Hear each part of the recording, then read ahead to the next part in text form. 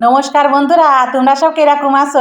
তোমরা কি একটু অবাক হচ্ছ? আমার গলাটাকে আজকে অন্যরকম শোনা যাচ্ছে। তা করছিলাম কি, আমার মিয়া কাছে মা একটু স্টাইল মেরে কথা কইনি। তা আমি আমার মিয়ারে কইছি আমি তো স্টাইল মেরে কথাবার্তা করতে পারবো না, আমি জাম্মা কথা কই সাম্মা কথা কই। আজকে সকালে ঘুমিতে উঠিয়ে আমার একটু কচুর শাক খাতি মনে চাচ্ছিল। ও মা, রাস্তা দিয়ে দেখে এক বিটি কচুর শাক নিয়ে যাচ্ছে, তাড়াতাড়ি যে এক আটি কচুর শাক নিয়ে বাড়ি চলে এলাম। কচুর শাকগুলো কাইটিয়ে কসলা ধুয়ে তুলাম ডালার মধ্যে। দেখো বন্ধুরা, আমি কচুর শাক রান্নার জন্য কি কিনেছি। উপরেতে কড়াইয়ের মধ্যে খাবলা খানিক জল দিয়ে কচুর শাকগুলো দিয়ে দিলাম। উমা, আমার তো কাঁচা ঝালগুলো দিতে হবে, তাড়াতাড়ি কাঁচা ঝালের প্যাকটা ছিঁড়ে দিয়ে দিলাম। ঢাকুন উঠোয়ে দেখি জলে কচুর শাকগুলি থই থই করতেছে, অমনি খুন্তি দিয়ে একটু নাড়িয়ে দিলাম, ডালায় ফেলাইয়ে জল ছড়া আনিলাম। কড়াইতে তেল দিয়ে একটুখানি কালো জিরে দিয়ে আগেতে আমি হলুদ লবণ মাখা থইছিলাম চিংড়ি মাছের মধ্যে, তাই এখন দিয়ে একটু নাড়িয়ে নেব। আমার ফ্রিজের কোনায় করা চিংড়ি মাছ পড়েছিল, আমি দিয়ে দিলাম। তোমাদের ঘরে যদি ইলিশ মাছের মাথা থাকে দিয়ে নে, তাহলে খাতি মজা লাগবে না। চিংড়ি মাছগুলো ভাজা হয়ে গেলি